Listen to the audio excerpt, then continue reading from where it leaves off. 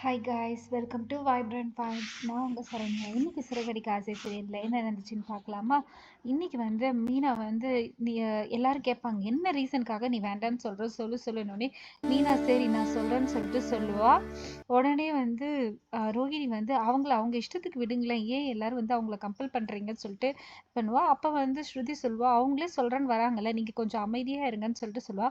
உடனே மீனா சொல்லுவா, நான் இப்போ வேணா அந்த பையனை தத்தெடுத்துக்கலாம், நாளைக்கு எனக்கு ஒரு குழந்தை பிறக்கும் போது நான் இதே பாசத்தோட அவன் கூட இருப்பேனான்னு சொல்லிட்டு எனக்கு சந்தேகமா இருக்கு. அதனால தான் நான் வேண்டான்னு சொல்றேன்னு சொன்னோடனே எல்லாருமே மீனா சொல்றது கரெக்டு தானேன்னு சொல்லிட்டு சொல்லுவா. ஃபர்ஸ்ட் எடுத்தோடனே விஜயா கிளாப் பண்ணுறா. கிளாப் பண்ணிட்டு என்னோட பூ கட்டுற மருமகளை இப்போதான் நான் பாராட்டுறேன், நான் கரெக்டாக சொன்னேன் நீன்னு சொல்லிட்டு பாராட்டுவாங்க.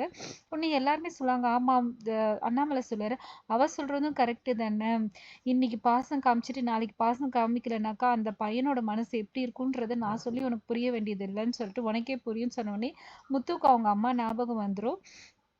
உடனே ரோகிணி சொல்லுவா, ஆமா கரெக்ட், என்ன இருந்தாலும் லீகல் கார்டியன் அவங்க பாட்டி தானே, இவங்கெல்லாம் எதுவும் இது பண்ண முடியாதுன்னு சொல்லிட்டு சொல்லுவா. இதெல்லாம் கேட்ட உடனே அவனுக்கு இதுவாயிடும். உடனே எல்லாருமே இது பண்ணுறாங்க. உடனே முத்து மீனா நீ இதுக்கு தான் வேணான்னு சொன்னியா, சரி நீ சீதாவுக்கு ஃபோன் பண்ணி பாரு, அங்கே வேற என்ன நடந்துச்சு தெரில, அவன் வேற சீதா கிட்ட என்ன சொல்லியிருப்பான்னு தெரியல, நீ ஃபோன் பண்ணி பாருன்னு சொன்னோடனே சீதா அவளுக்கு கால் பண்ணுவா. மீனா சீதா கால் பண்ண அவள் எடுக்கவே மாட்டா, கட் பண்ணிக்கிட்டே இருப்பா. இங்கே பார்த்தா இங்கே ஒரு சீன் கிரியேட் பண்ணியிருப்பான். உடனே அவங்க மாமியார் இதுக்கப்புறம் நீ அவங்க கிட்டலாம் பேசாத, நீ நல்ல பொண்ணு தான், நீ ரொம்ப ராசியான பொண்ணு தான், நீ இந்த வீட்டு மகாலட்சுமி, ஒன்று நாங்கள் எதுவும் சொல்லலாம்னா அவன் சரி கிடையாது சொல்லிட்டு அவளை நல்லா ஏற்றி விட்டுருவாங்க. இவளும் சரி சொல்லிட்டு இது பண்ணுறா.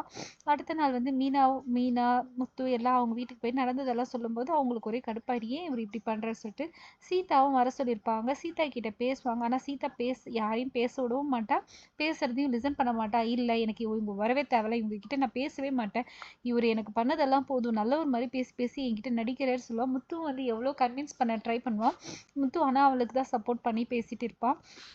மீனாக்கு அவங்க அம்மாக்கெல்லாம் கோவம் வந்துடும், இவ ஏன் இந்த மாதிரி யோசிக்காம பேசுறா, அவர் உன்கிட்ட தப்பா சொல்லியிருக்காரு சொல்லிட்டு. ஆனால் சீதா எதுவுமே கேட்காம கோச்சிக்கிட்டு போயிடுவா. இதோட இன்னைக்கு எபிசோட் முடியுது. மறுபடியும் நாளைக்கு எபிசோட்ல பார்க்கலாம். இந்த வீடியோ மறக்காம லைக் பண்ணுங்க, சப்ஸ்கிரைப் பண்ணுங்க. தேங்க்யூ.